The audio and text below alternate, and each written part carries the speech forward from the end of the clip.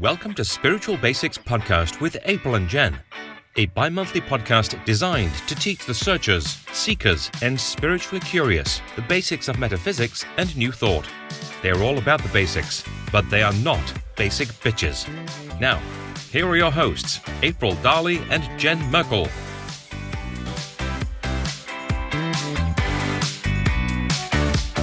Hello, and thank you for joining us for this episode of Spiritual Basics Podcast. My name is Jen Merkel. I am a transformational life coach and certified hypnosis practitioner. You can learn more about what I do and sign up for a free consultation at jenmerkelhypnosis.com. And I'm April Darley. I'm an emotional strength and confidence coach, and you can sign up for some goodies and more information about what I do at aprildarley.com. Fantastic. And we would really appreciate it if you would give us a like, a follow, subscribe, a heart, 5 stars, whatever you happen to be listening on, because that really does help us to grow and get the word out there about us. We are non-monetized. So as long as it's under our control, no advertising for you. So that's always a bonus in my book. I hate ads, especially like YouTube. Blah. Anyway, so if you don't mind doing that, that'd be great. If you can leave us a review, that'd be even better. And if you have any show suggestions or questions, we would love to hear this, especially any questions you have that we might be able to answer. That'd be fantastic. You can send them to spiritualbasicspodcast@gmail.com or just go to our website, spiritualbasicspodcast.com. So April, you got a really cool delivery recently. I did. Hand delivered even. I didn't know that. Yeah, right. So our good friends Bear and Wendy at RDO Artisanals, who we featured in our All About Pagan episode, they had this item in their shop on their website that when I saw it, I'm like, ooh, I kind of want that. But then I'm calling like, your name. I was calling my name. It is a Gourd Rune casting bowl and a set of runes made out of the same gourd. Okay. So there's just something very familiar and rustic about it. So as soon as I saw it, I'm like, I can imagine holding that. Yeah, it's very fall and organic and like Samhain and like everything that you love. So it doesn't surprise me at all. It's got that whole vibe going on.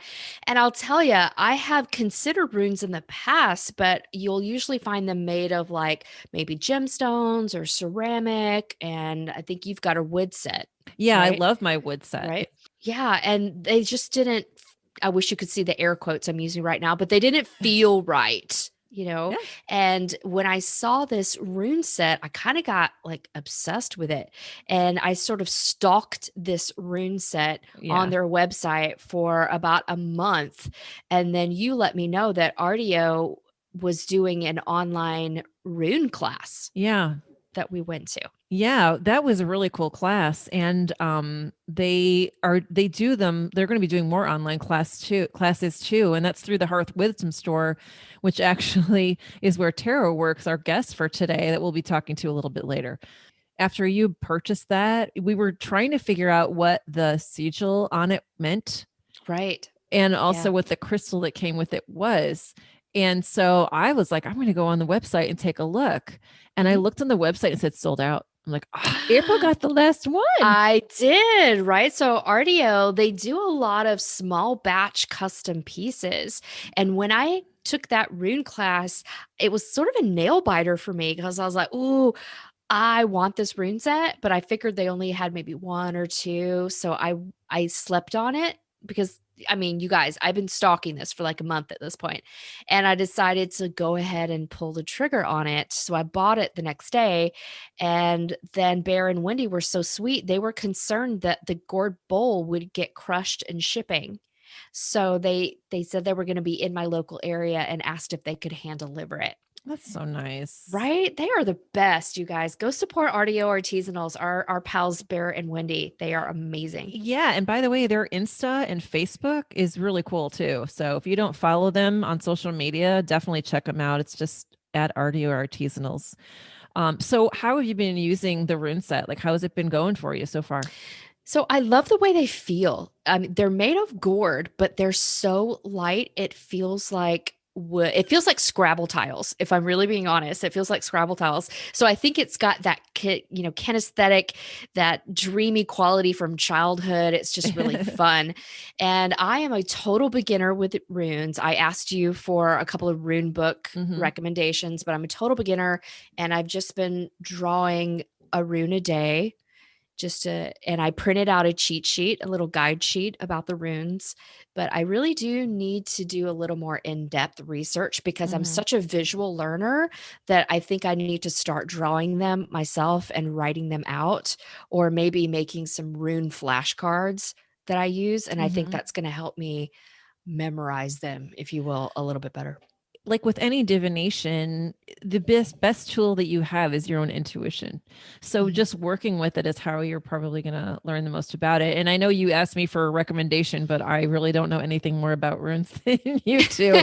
Just I have the book that Wendy at Ardio actually recommended I look into once I, to go with my fairly recent runes that I purchased. And one of the things that they mentioned in the class was just to, pull a rune every day. So I've been doing that. I've been pulling runes. I'll pull a rune right before my meditation. So I'll look it up. I have a cheat sheet like you have, but then also the book. So I look at the overall information.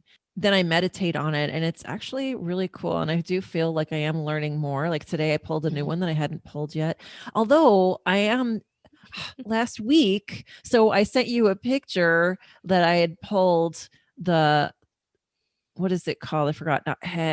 It's so in my Winnie and Bear do a slightly different pronunciation, but it's Hagalaz.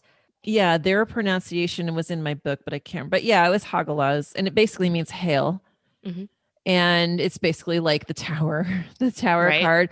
So it's like a sudden change, not necessarily a wanted change, usually something that, getting shaken up.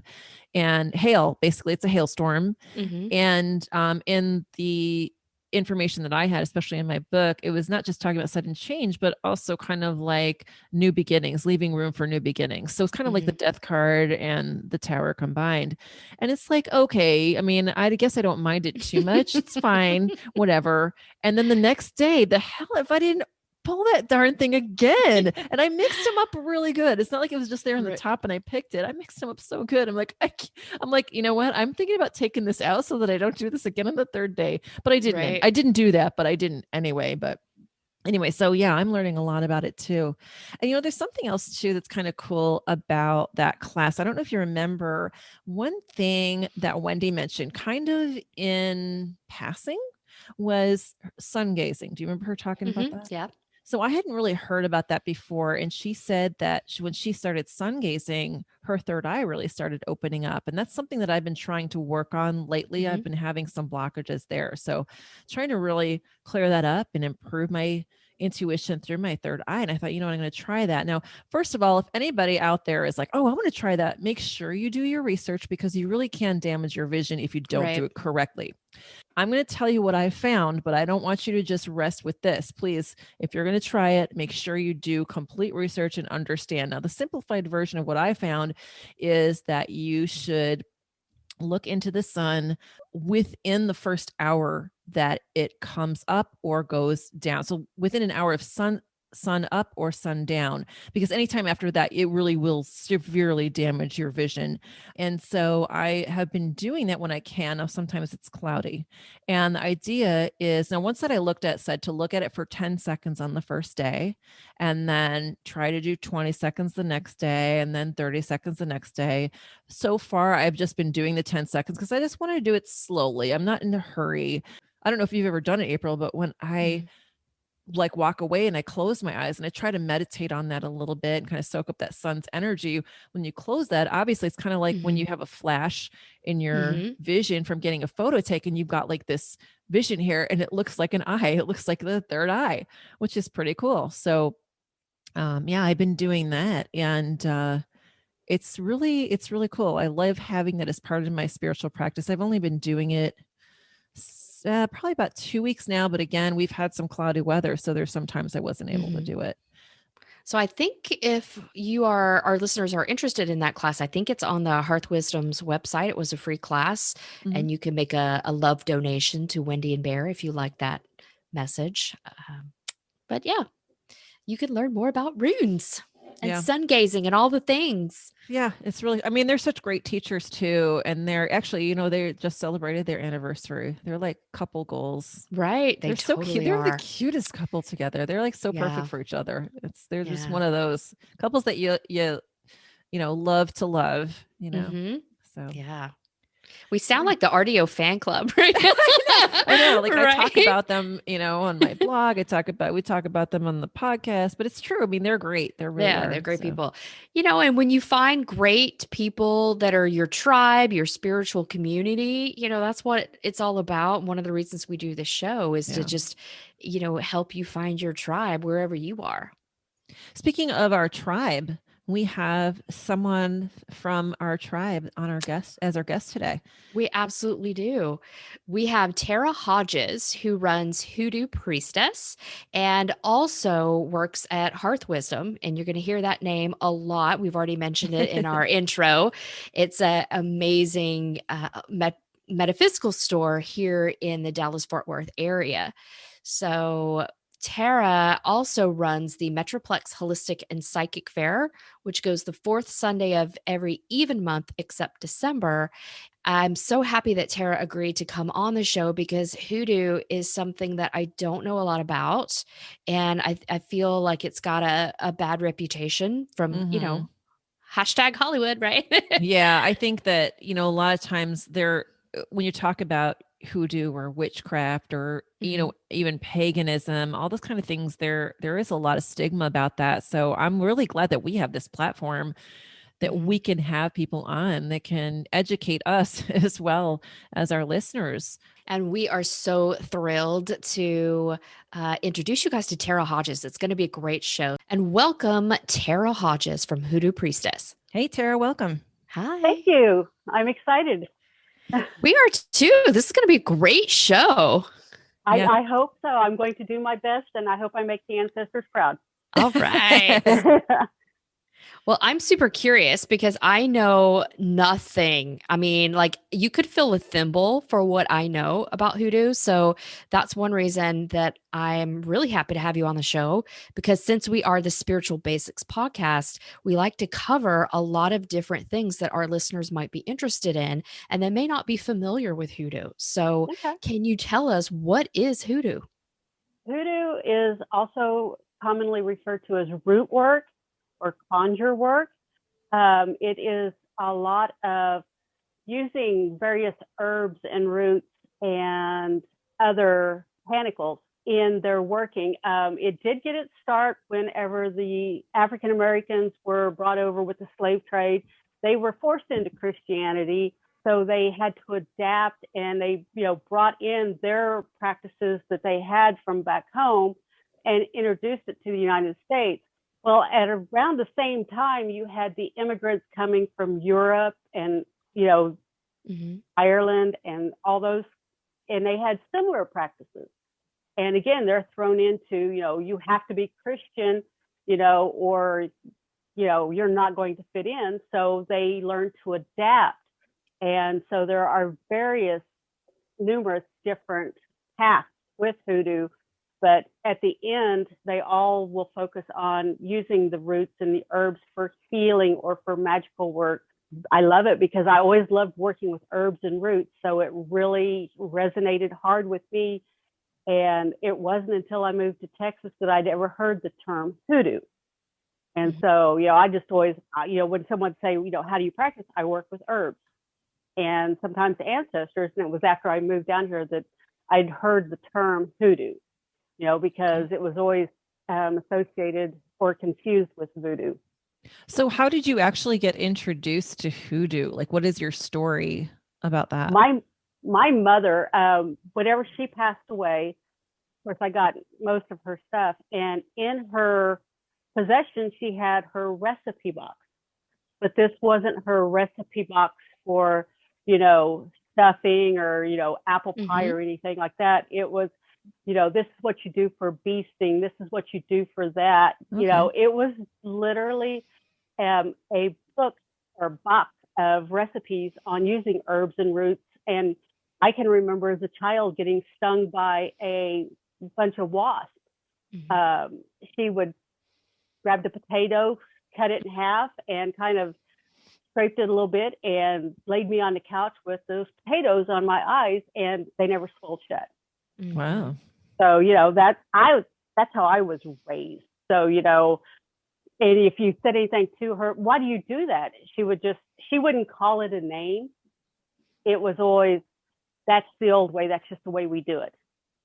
So yeah, I've read that Hoodoo is kind of this alchemy, this amalgam of Afro-Caribbean influences, Native American healing, and sort of almost Southern type folk medicine, if you will. Is that true? Exactly right. And, and that's what makes it fun is, finding all those old recipes. I'm sitting here looking at a stack of books with Snowpocalypse. I was stuck at home for a week, going nowhere. So I was online ordering book after book after book. It's kind of like, oh, this looks interesting.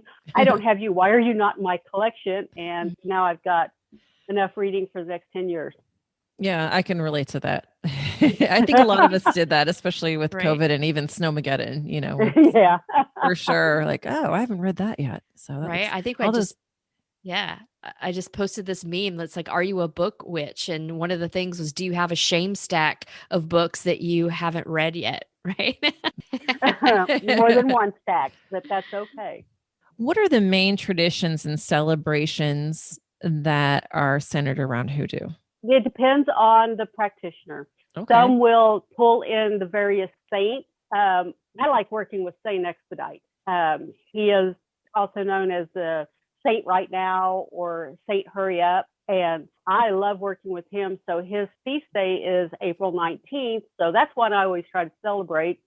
And it makes it easy because I've got a friend that has a birthday on that date. And so it just makes it kind of easy to remember and easy to celebrate. But he is one of them I really enjoy working with. And I could probably do a whole show on that one because I'm getting ready to do a whole class on him. But you'll find some who will work with Saint Joseph or, just the various saints in various paths. I've got some that have pulled in, use Hoodoo with Norse traditions. Oh, wow. It works for them. So, what they celebrate is going to be different than what I celebrate. So can you tell us, is Hoodoo considered a religion? No, it is not. Okay. It is just a spiritual practice. It is Voodoo now is a religion that you have to be initiated into. Yeah. And so I know I just alluded on another different question, but Hoodoo is not a religion. Okay, well, since you talked about Hoodoo and Voodoo, can you tell us what the difference is between Hoodoo and Vulu? Because if you look at Hollywood, it's all the same. Yes. And that was me, whenever someone said, oh, you practice Hoodoo. And it's kind of like, no, I'm not sticking pins in dolls, right. Because that's what I had seen with Hollywood. But Voodoo, like I said, is a religion. And, various paths with that will have initiation and, structured teachings. I've studied Marie Laveau's Voodoo, which was very interesting. Hers was more the Catholic path because contrary to popular belief on her, she was a very devout Catholic. Of course, she also had just about every politician in New Orleans in her pocket, but, she was at church just about daily. So and with Hoodoo, like I said, it's not a religion. There's no initiation. There's a lot of teachers out there, but then again, find one who is about teaching and not about give me your money. Right. So one thing, because there does seem to be such a Catholic influence on both Hoodoo and Voodoo, and Hoodoo, you do have spells as well. And if I'm remembering correctly, isn't the Book of Psalms in the Bible a spell book in Hoodoo? Yes. Okay. There is a book out there with the class that I teach that it's called The Power of the Psalms by Anna Riva. And I highly recommend that to everyone who is getting into Hoodoo because of it is powerful prayer, spell work. Psalm 23, we all know that one. We've heard it numerous times. But, I've had people ask me, well, don't you believe in God? Don't you, believe in the Bible? And it's kind of like, oh, I think the Bible's a great book, because they put this nice little spell book right in the middle of it. And, you know, that will freak a lot of people out, but, you know, it's what it is. Yeah, that's so fascinating. You can practice hoodoo without the voodoo aspect. You don't need that to do hoodoo. But if you're going to be doing voodoo, there is a huge part of that is hoodoo. So that's why you'll find a lot of people, they will start out with hoodoo and then they, you know, get into the voodoo. And so what are some common misconceptions about hoodoo? That it is voodoo, you know, because people, you know, they follow Hollywood, right? You know, and think that, you know, it's like supernatural. We've all seen Supernatural on TV. So, you know, it has to be, you know, hoodoo's evil, you know, it's kind of like, no, it's no more evil than any other path or tradition. It's what you make of it. You know, with hoodoo, they don't practice like the Wiccan read or any of that, you know, and I always tell people, you know, that if you're going to do any left-handed work or any, you know, negative work, you know, to make sure your protection's, you know, solid and in place before attempting it, because you don't want, if there is a potential for any backlash, you don't want it coming back. You want it to hit that wall. So that brings up something really. So like I said, what I know about hoodoo could fill a thimble. And one of the things I see is on Pinterest. So you can see some hoodoo pins on Pinterest, and there are some curses, some love spells. And I just read this little blurb. So in hoodoo, it seems like from what I've read, you can manipulate the will of others, but that also if you choose to do that, that leaves you open to others trying to manipulate you as well. Exactly. And that's why I always say, you know, if you're going to attempt that, you know, because the number one requested type of spell work from anyone is love work. And it's, you know, it's kind of like, you know, that just is a frustration. But I always, you know, it's kind of like, I always ask people, you know, when was the last time you did any uncrossing work, to make sure that the energy around you is truly yours and not, you know, something that someone's put on you or threw your way and is stuck or what. And then after that, step up and make sure the protection is good and strong. So our listeners may not know what uncrossing means. So can you talk about that? It's uncrossing, unhexing, unjinxing. It's any of those words. The most popular thing that we use, especially at the store, is a 13 herb blend.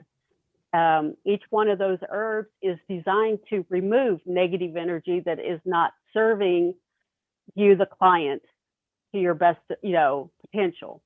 You know, because you'll get someone comes in, they're kind of like, it doesn't seem to matter, no matter what I do, nothing goes right. It blows up in my face, you know, or it falls apart. You know, I don't know what's wrong. And so we'll start them off. It's kind of like, okay, let's do this bath. And then you know, after, traditionally you would do the 13 herb bath for 13 days in a row. And, you know, 13, again, is one of those that everyone, oh, that's an unlucky number. Not with hoodoo. That is our number for the uncrossing, the unhexing, the unjinxing, you know, the removal aspect. We're just cleansing your energy, cleansing your space. Okay. And so, you know, I always tell them, you know, do this for 13 days, then come back and see me. You know, because usually by, you know, 2 weeks later, they're in there, it's kind of like, oh my gosh, I went, you know, to my boss, asked for a raise, got it, you know, their life's straightened up. And it's kind of like, you know, they forgot what they'd originally come in there for, because they were just kind of like, oh, this is just, nothing's right. And once you straighten up their energy, life's better. Right. Thank you for sharing that. That was really interesting. Are there some other things that you like to do as part of your hoodoo practice? Or can you share, if you don't mind sharing, some of the things that you do, maybe like daily to day or at regular times? Like what kind of things do you do as someone who practices hoodoo? Oh, I'm always burning some type of candle. I had a friend who just went through a big health scare. She called me one afternoon, and he couldn't get 2 words out to, you know, let me understand what was going on. And so at that point, you know, I started doing candle work. I am a huge fan of the pull-out, what we call the pull-out candles, because they're the 7-day candles, pull out, you can carve, you can put your oils and your herbs on them and then slide them back in the glass, and you don't have to worry about anything because it's all contained. But I've usually got 2 or 3 candles going, and I always joke that, if anything ever happened, it's probably because I burned it down because of all the candles I like to burn. But, like I said, I always have a protection candle going because, people like to throw nonsense, whenever jealousy. And so we'll go there. So I don't do candle work, so to speak, and I'm guessing a lot of our listeners probably don't either. Can you talk a little bit more about how that works? I guess you mentioned a little bit like how you do it safely, but how, from someone who doesn't know anything about it, can you kind of go over how that works if I wanted to start that kind of a practice? Like I said, I'll write my petition paper. The nice thing about working at Earth Wisdom is we have the brown paper sacks and the brown wrapping paper. So there's always an endless supply of paper. But I'll write my petition, and then I get my candle, like I'll pick on money. So if I'm going to be doing some money work, I'll grab a green candle. I have various sigils that y'all kind of like, okay, you're the ones calling to me. So I'll carve that into the candle and then anoint it with oil and herbs and slide that candle down the glass, like I said. And, lighting the candle is basically, putting a beacon out there to the universe, kind of like, hey, look at this petition paper. She's got something that, she wants to get to you guys. And so it just helps, give that to the universe. Do you burn the petition paper? Well, you can, but usually after I'm done with that, like back to the money, I will put that in a mojo bag or spell bag with, some of the herbs and oil. And then I carry that just because that energies went into that paper, so I want to keep that with me so that I have that as a constant reminder to the universe. It's kind of like, hey, I'm needing, whether it's money for a car repair or whatever. So if I'm analyzing this from like a witchcraft perspective, in this whole process, you've done a little bit of candle magic, and then you made yourself a charm bag to keep that energy going. Yes. Yeah. Okay. And, I had to go to Florida first part of last month, and I forgot I had like 5 different mojo bags in my backpack. It always gives me a funny look at the airport, but they never question it. They were just kind of like, oh. Of course, it might not have helped that I had some books on Marie Laveau in my backpack also. So. Right. But it's kind of like, I'm not going to, I don't hide it. So can you tell us more about your mojo bags? Like, what do they look like? How do you wear them? How do you use them? I mean, I know you did mention, you put things in there, but how does that process all work? Mine usually consists, I don't work a lot with crystals. That's not my strong spot, but usually it will contain a crystal associated with the work. If it might be a citrine, if it's for money, rose quartz if it's for love, but my go-to is black obsidian just because it is a great protection stone and it likes to deflect negative energy. So it's kind of like, it's my go-to. But it'll have herbs that are associated with that, usually in that petition paper that I've burned under, had under a candle for a while. You're supposed to keep them hidden so that the average person can't find them. Like I said, I've got one in my car. When I take my car to get it detailed, they find it. I'm kind of like, crap. So, but, it's funny, because I'm sitting there going, I wonder if they ever really opened it up or questioned what it is. But, at that point, I usually will bury the mojo bag and, thank it for its work because it's a protection one for the car. And then I just redo it. So if it's discovered, you have to start over and redo it then? Ideally, you should, yes, because it's a, I don't want to say a secret, but it's a pact between you and the universe. You don't want someone else just helping themselves to it. So, is Hoodoo an open or closed practice? And for our listeners, just to give you a refresher in case you haven't listened to some of our past episodes, an open practice is something that anyone can do. It doesn't require special initiations or trainings. And a closed practice is something that is sacred, that you need to be invited into or initiated into through secret or sacred ceremonies. And it's not for everyone. So that's just a refresher on open versus closed. But what about Hoodoo? It's open. There are some that will sit there and go, no, no, no, it's closed. It's for the African American only. But the difference there becomes it's not a religion, doesn't require an initiation. Mm-hmm. And there are teachers all over the world who they will share the information, they will teach, and they don't, oh, you're not, the right person, or you're not the right gender or whatever.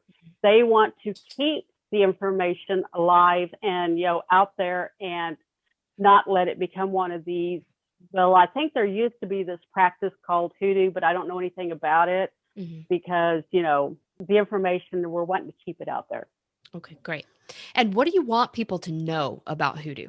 That it is not all evil, because people automatically assume that, oh, if you're practicing Hoodoo, it's all left-handed, it's all black magic. And it's kind of like, no, we do our fair share of, the good stuff. So it's, kind of become the standing joke at the store, though, whenever people are, they've come in and they feel like someone's put something on them.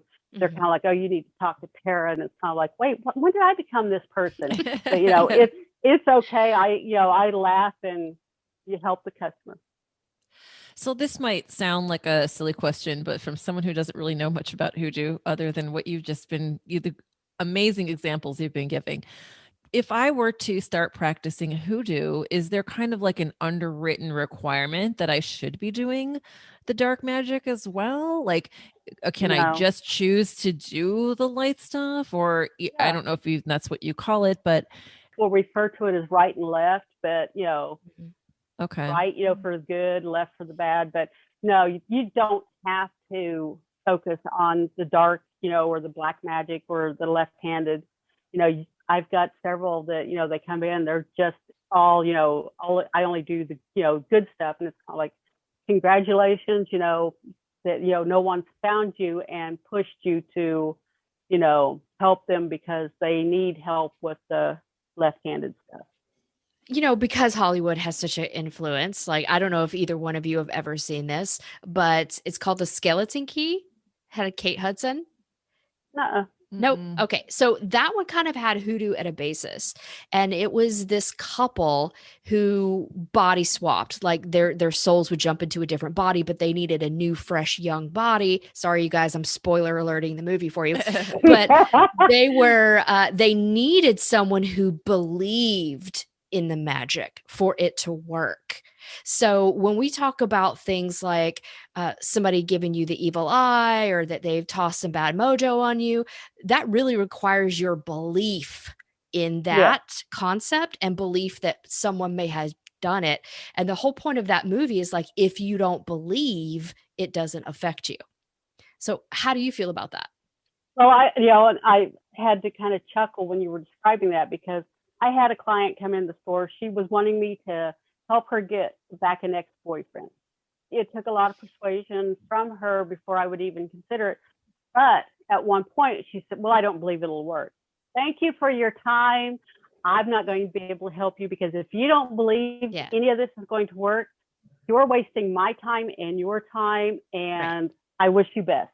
And of course, then she went to kind of backpedaling, kind of like, no, I believe it'll work out. No, sweetie, you've already voiced, your true thoughts on this. If you don't believe it's going to work, then why are you here? Yeah, we have this little saying in like the witch world, it's you never start a marriage with a kidnapping.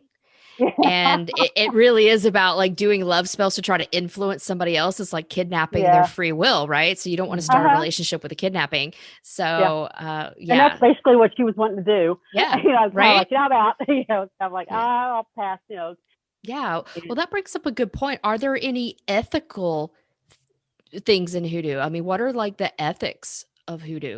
There's no set ones. Usually it's just practitioner to practitioner. Okay. on, what we're willing to do and not do. And, I first want to admit, I had a client come to me with a problem boss at work, and we had tried, a couple of things and nothing seemed to help. And so there's what we call a container spell or a coffin spell, where, we basically put her in this mirrored box. And the woman at that point quit bothering the client, that had come to me, quit harassing her just over the silliest little thing, and it was kind of one of those, you had to sit and chuckle moments whenever, because she was kind of like, we did this right around Halloween, and she was kind of like, oh my gosh, my boss is completely off my, back. She's kind of like, this is fantastic. I love going to work now. And it's kind of like, okay, thank you. Awesome. So if someone wanted to learn more about Hoodoo, maybe explore and see if that's something that they want to try, what would you recommend they look into? How could they learn more? I teach a year-long Hoodoo class, a Hoodoo series through Earth Wisdom. Thank you to COVID, we are taking so much of that online, and so that, that's available. And we cover petition papers, candles, sigil work, mojo bags, herbal bath blends, incense blends. We look at just about every aspect of Hoodoo and have fun with it. And so would the information on that be on your website? It would be on hearthwisdomstore.com. Hearthwisdomstore.com? Uh-huh. Perfect. Are there any books or other websites that you would recommend people look into at all? Lucky Mojo, Catherine Ironwood, does a herb and root book that is basically the Hoodoo version of the Scott Cunningham Encyclopedia of Herbs. It's a fantastic book. I confess I've got two copies. I've got my hardback copy that, stays here, home, but then I've got a paperback copy at the store that is about to fall apart. It will tell you about the herb and give you some different ideas, but then it'll also tell you that this herb works great with this one, and that one, so that you can, start looking at them and figure out which ones do I want to pull together for love or money or whatever. Oh, that sounds fantastic. So like a good reference guide and it overall is. informational. The class I teach, that is a definite, you really need that book in your arsenal because of the information in it. Good. So you teach classes. Tell us about your businesses. What are some of the other things you do that are related to Hoodoo? I own Hoodoo Priestess. We do consignment at Earth Wisdom Store. Not all of my products are there just because, some of it, they do their own oils, but I do the Hoodoo oils for Hoodoo Priestess. So, those can, we've got one called Black Art, one called Damnation, and, those are popular sellers. And of course, the one that really gets people to chuckling is the STFU oil. It's basically a high-powered stop gossip. So it's a fun one. Gosh, I wish I had that one when I was going through my divorce. That would have come in handy. Yes. But a lot of my soaps and sprays are there, and candles. So what is your the Hoodoo Priestess website? HoodooPriestess.com. Finally, with COVID and then the snowstorm, I had shipments that got delayed, but they finally started arriving this week, and it was kind of like, thank you, Mother Nature and everything else. But so in fact, right before I got on this call, I was in the kitchen madly pouring sprays. So kind of Nice. like that. I'll be going back to as soon as I'm done. So I also manage the Metroplex Holistic and Psychic Fair. We get to return in June. I definitely hope both of you lovely ladies will join us. Yeah, actually, that's where April and I first met. Yeah. It is. It is. Yeah. The Metroplex Holistic and Psychic Fair is in Arlington at the Bob Duncan Center every fourth Sunday of even months, except for in December. And you said it's coming back in June, correct? Yeah. 2021? Mm-hmm. Awesome. And I'm really excited about that because it is a great place to meet people. That's where I met both of you ladies. And so, I love the Metroplex Holistic Fair, because we've got a great venue finally, and the energy is just phenomenal there. And, I enjoy it. And for people that might not have been to this type of an event before, what you can expect are, if you want a reading, there are lots of readers there. April and I both do readings, but you can learn about other things that we do as well. There are lots of businesses there as well. For example, Artie Artisanals is usually there selling their items. They've been on the show before.